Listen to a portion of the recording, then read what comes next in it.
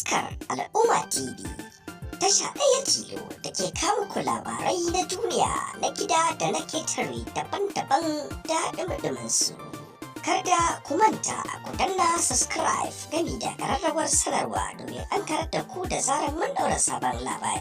Assalamu alaikum wa rahmatullahi ta'ala wa barakatuhu. Barkanmu da sake saduwa da ku a cikin wannan shiri da ake kira da suna Politics Today, inda muka samu tattaunawa da Comrade Kabiru Isa Manga, wato National Coordinator na Arewa Youth Political Gladiators, wato AYPG, wacce take jihohi 19 a arewacin Najeriya har da Abuja. Ya yi mana wani bayani wanda ya kira shi da political analysis, wanda kuma ya ce abu ne mai yiwuwa idan lissafin ya tafi daidai da yadda ya lissafa. Kwamar Kabiru Isa Mangan matashin ɗan siyasa ne wanda kuma ke jagorantar matasa wajen tafiyar ƙungiyoyi da suka jibanci siyasa. A wannan karan sun zo da wasu sabbin tsare-tsare, wato yadda tafiyar siyasar matasa ya kamata ta tafi a wannan taken.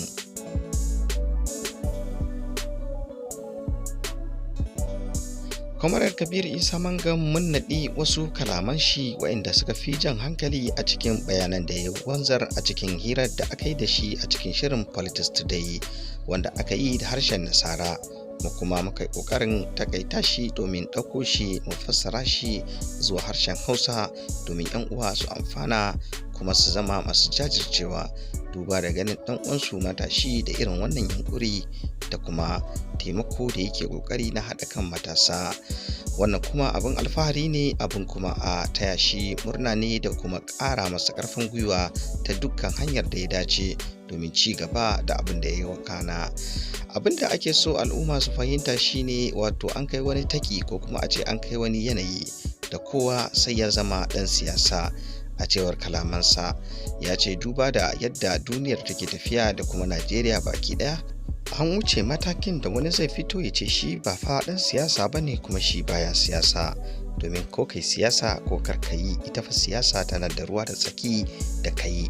Duba da cewa ɗan siyasa a yau shine yake wato tafiyar da ilimin 'ya'yanka a sakta na makarantu. Ɗan siyasa a yau shine yake wato gina maka hanyoyi wadda wajibi ne ka yi noma ka kuma fito da shi cikin kasuwa. To idan baka shiga siyasar ba, ka gane cewa abincin ma da zaka ci, dan siyasa shi yake determining farashin abincin, hawan farashi da saukarsa.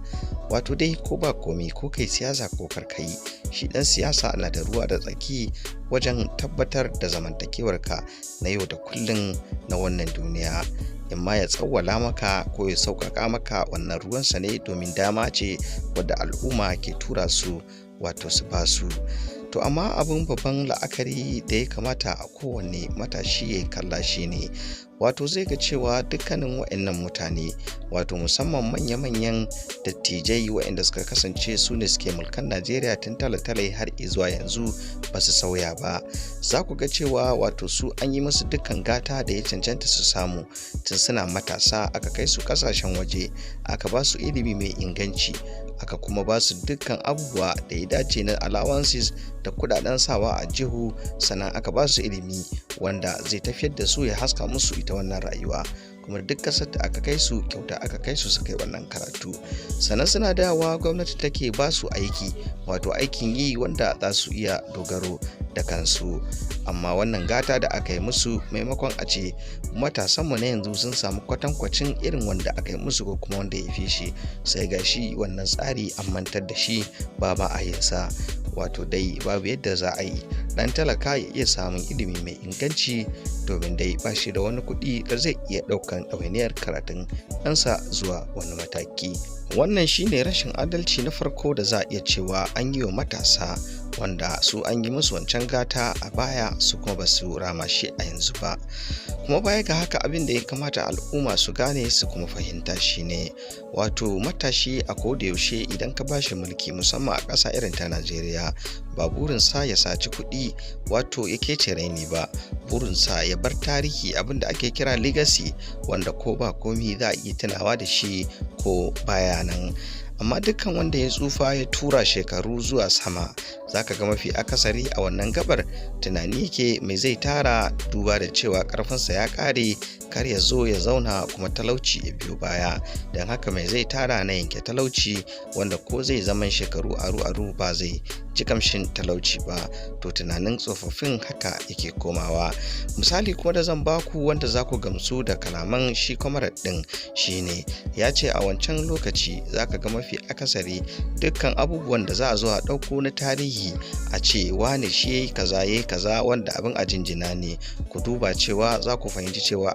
a shekarunsu na ƙuruciya suka iya aiwatar da wannan aiki har suka cimma wannan nasara, amma a wannan shekarun nasu na tsufa ba abin da suka tsaya suka mai da hankali face tara kuɗi da sace kuɗin al'ummar Najeriya ba tare da yi musu aiki ko kuma yi musu abin da yasa suka tura su madafan iko ba. Amma dai idan har sun yi wancan ayyuka na gani na faɗa ne tun lokacin da aka ba su mulki suna matasa, to tabbas wannan yana nuni da cewa matashi in ka bashi kuɗi ba burinsa tara kuɗin ya ɓoye ba, burinsa dai ya bar wani abu da shi ma ko ya tsufa za a ringa cewa wane shine yayi kaza da kaza.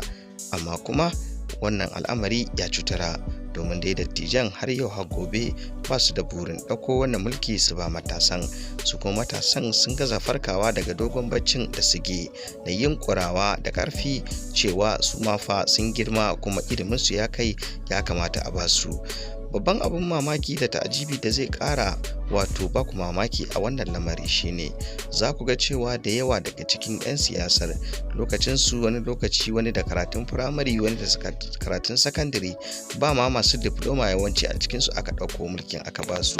Amma matasanmu na yanzu za ka ga akwai masu digiri 1, digiri 2, digiri 3, wato amma duk da haka cewa ake ba su girma ba. Idan dai a wancan takin wanda yake da secondary level zai zama cewa ya girma a ɗauki mulki na ƙasa a bashi, to tabbas wanda yake da digiri 1 zuwa 2 zuwa 3 hana shi tamkar rashin adalci ne. In ka ce bai girma ba kuma tamkar rashin tunani ne da kuma son zuciya.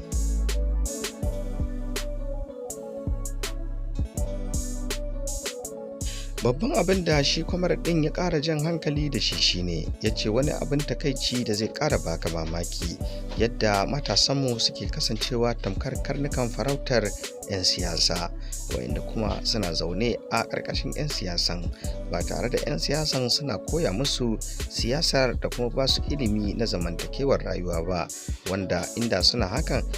yana nuni da cewa wato suna gyara wa matasan gobensu ne, domin gobe za su iya samun damar mulkar ƙasar nan. Amma ina sai dai su koya musu bambadanci da tumasanci da shauran al'amura wa'inda ba za su haifar da goben matasan ta zama mai kyau ba. Haka dai za ka ga matasan suna tafiya kara zube, amma da zaran wato dama ta zo wato wadda ya kamata a ba matasan, to ba fa za a ɗauko su a basu ba, kuma dama ba a koya musu komi da ya jibanci tafiyar da irin wannan madafun iko da zai iya zuwa ba, face irin wancan layi da aka ɗora su. Sai da 'yan siyasan su ɗauko 'ya'yansu waɗanda ba su da experience, wato ba su da gogewa, ba su da fahimta ta harkar siyasar, ba su ma sanya al'umma suke ba balle su fahimci halin da suke ciki. Sai kaga an ɗauko su an ƙaƙaba al'umma ala tilas, wanda wannan abu ne da ya zama zahiri da kowa kan iya gani a fili yadda 'yan siyasa suke iya tafiyar da son zuciyarsu kuma su fito da shi fili ba tare da sun ɓoye ba,